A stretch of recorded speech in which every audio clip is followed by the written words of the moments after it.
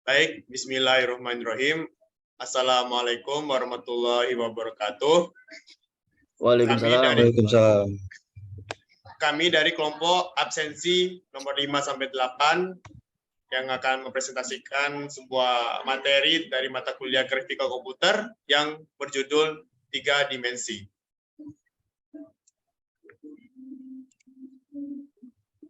Grafik komputer 3D merupakan suatu grafis yang menggunakan 3 titik perspektif dengan cara matematis dalam melihat suatu objek, di mana gambar tersebut dapat dilihat secara menyeluruh dan rata.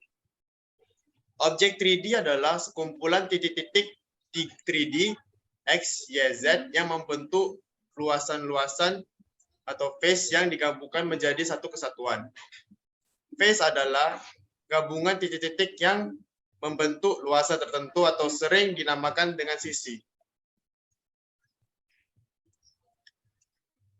Penggunaan grafika komputer dalam grafik 3 dimensi. Yang pertama yaitu teknik penampilan realita grafik 3 dimensi. 2. Pemodelan objek 3D. Ketiga, sistem koordinat kartesius. 4. Sistem koordinat Paris. 5. Model rangka. 6. Proyeksi. Dan yang ketujuh, transformasi objek. Untuk pembaca selanjutnya akan dibacakan oleh Afin, silakan. Oke, teknik pengambilan realita grafik 3 dimensi. Secara umum, teknik penampilan grafik 3 dimensi adalah sebagai berikut. Pertama, proyeksi paralel. Parallel projection. Teknik dasar dalam penyajian objek 3D pada layar 2D yang bertumpu pada 3 sudut pandang. Pandangan depan, pandangan samping, dan pandangan atas. Yang kedua, proyeksi perspektif. Bentuk gambar 3 dimensi seperti yang dilihat pada kenyataan sesungguhnya, seperti yang terlihat oleh mata manusia ataupun oleh kamera.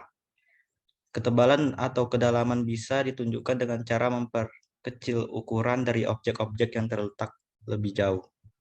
Next.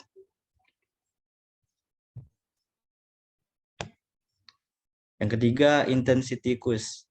Teknik penampilan ke dalam dengan memberikan intensitas yang lebih tinggi dengan cara penebalan garis pada garis-garis yang lebih dekat dengan pengamat.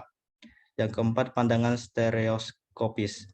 Teknik untuk menunjukkan kedalaman objek dengan cara membangkitkan citra objek secara stereoskopis. Contohnya, jika kita melihat dua objek yang sama persis, maka mata kiri ditujukan ke objek yang terletak di sebelah kiri dan mata kanan ditujukan ke objek yang terletak di sebelah kanan. Kelima, teknik arsiran. Teknik arsiran memanfaatkan sumber cahaya sintesis untuk menunjukkan kedalaman dan bentuk yang sesungguhnya dari suatu objek sehingga akan menghasilkan bayangan dari objek tersebut. Next. Definisi objek 3 dimensi. Objek 3 dimensi adalah sekumpulan titik-titik 3D X, Y, Z yang membentuk luasan-luasan atau face yang digabungkan menjadi satu kesatuan. Face adalah gabungan titik-titik yang membentuk luasan tertentu atau sering dinamakan dengan sisi. Next. Contoh pernyataan objek 5 segi 4. Pertama, titik-titik yang membentuk objek titik 0, 0,150, 0, titik 1, 100, 0, dan 0. Titik 2, 0,0,100. Titik 3, min 100,0,0. Titik yang keempat, 0,0, min 100. Next. Selanjutnya akan dibacakan oleh Fatur. Terima kasih kepada Saudara Afin yang telah memberikan waktu presentasi kepada saya. Ya, kita next ke pembahasan fungsi OpenGL 3D. Yang pertama yaitu membersihkan Windows. Pada komputer, memori untuk menampilkan gambar biasanya diisi dengan gambar yang berasal dari perintah gambar paling akhir. Jadi, perlu dibersihkan dengan warna latar belakang sebelum digambar lagi. Contoh, berikut ini perintah yang digunakan untuk membersihkan layar latar belakang dan dengan warna hitam dan buffer yang akan dibersihkan. Dalam hal ini, buffer warna yang akan dibersihkan karena buffer warna merupakan tempat gambar disimpan. Yang poin kedua yaitu spesifikasi warna.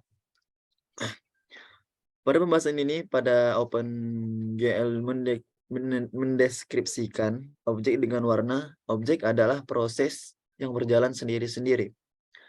Dan sebelum warna itu diubah, maka semua objek yang digambar sesudah perintah tersebut akan menggunakan warna terakhir yang terdapat pada coloring scheme. Untuk warna digunakan perintah GL Color 3D, contoh berikut menunjukkan urutan langkah dalam proses spesifikasi warna sebelum objek digambar.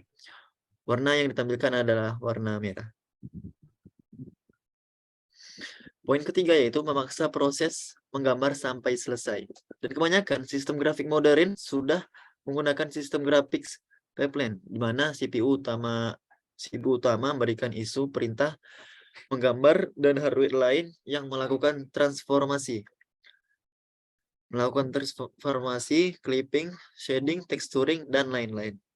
Pada arsitektur yang demikian, proses ini tidak dilakukan pada satu komputer karena setiap komputer memiliki tugasnya sendiri-sendiri.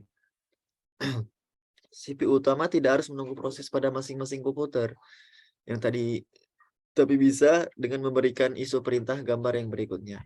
Untuk inilah OpenGL menyediakan perintah GL Flash yang memaksa klien untuk segera mengirim paket network walaupun belum penuh. Dan program sebaiknya ditulis menggunakan perintah ini karena GL Flash tidak memaksa proses gambar untuk selesai, tetapi memaksa proses gambar untuk segera dieksekusi. Sehingga dijamin semua perintah gambar yang sebelumnya akan segera dieksekusi dalam suatu waktu tertentu. Adapun poin yang keempat, yaitu menggambar di bidang 3 dimensi. Untuk menggambar grafik jenis ini, atau jenis pada komputer biasanya dimulai dengan piksel. Apa arti piksel sih? Piksel itu merupakan elemen terkecil dari layar monitor yang mempunyai atribut warna dan posisi. Dan sedangkan untuk membentuk garis, poligon, objek, dan lain-lain dapat dilakukan melalui urutan piksel yang berbeda. Itu menggambar dengan menggunakan OpenGL mempunyai perbedaan dengan bahasa lain, yaitu tidak perlu memberikan koordinat layar secara fisik, tetapi kita hanya perlu menspesifikasikan posisi koordinat dengan volume penglihatan. OpenGL memikirkan sendiri bagaimana caranya menggambar titik, garis, dan lain-lain yang berada dalam ruang 3 dimensi tersebut ke gambar 2 dimensi pada layar komputer.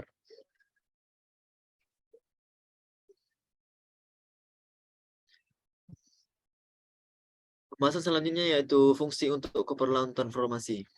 Poin A yaitu fungsi translasi. Fungsi translasi merupakan bentuk transformasi yang memindahkan posisi suatu objek baik pada sumbu X maupun sumbu Y atau sumbu Z. Fungsi yang digunakan untuk melakukan translasi adalah GL translates ftx, ty.tz. Parameter tx digunakan untuk menentukan arah dan seberapa jauh suatu benda akan dipindahkan berdasarkan sumbu X. Parameter t digunakan untuk menentukan arah dan seberapa jauh suatu benda akan dipindahkan berdasarkan sumbu Y. Sedangkan parameter tz digunakan untuk menentukan arah dan seberapa jauh benda yang akan dipindahkan berdasarkan sumbu Z. Contohnya GL translates 2,22. Poin selanjutnya yaitu fungsi rotasi. Fungsi rotasi merupakan bentuk transformasi yang digunakan untuk memutar posisi suatu benda. Fungsi yang digunakan dalam hal ini adalah untuk melakukan rotasi, ialah GL rotates. Oke, next. Parameter yang dibutuhkan pada fungsi tersebut ada 4 macam, yaitu parameter untuk besar sudut putaran, parameter X untuk putaran berdasarkan sumbu X, parameter area untuk putaran berdasarkan sumbu Y, dan parameter Z untuk putaran berdasarkan sumbu Z. Jika parameter bernilai positif, maka objek yang akan diputar berlawanan arah jarum jam. Sedangkan jika parameter bernilai negatif, maka objek akan diputar searah jarum jam, seperti yang dicontohkan pada contoh di bawah ini, yaitu fungsi skala. Fungsi skala atau skalasi merupakan bentuk transformasi yang dapat mengubah ukuran dari besar atau kecilnya suatu objek. Yang berfungsi untuk melakukan skalasi ialah perubahan ukuran suatu objek diperoleh dengan mengalihkan semua titik atau vertex pada objek dan dengan faktor skala pada masing-masing sumbu. Contohnya seperti yang tertera di bawah ini. Oke, bisa dilanjut. Oke. Baik, sekian dari materi yang kami sampaikan. Mudah-mudahan bermanfaat bagi kita semua. Mohon maaf Amin. ada kata yang kurang berkenan. Wabillahi taufiq wal hidayah. Assalamualaikum warahmatullahi Warahmatullahi wabarakatuh. wabarakatuh. Waalaikumsalam warahmatullahi wabarakatuh.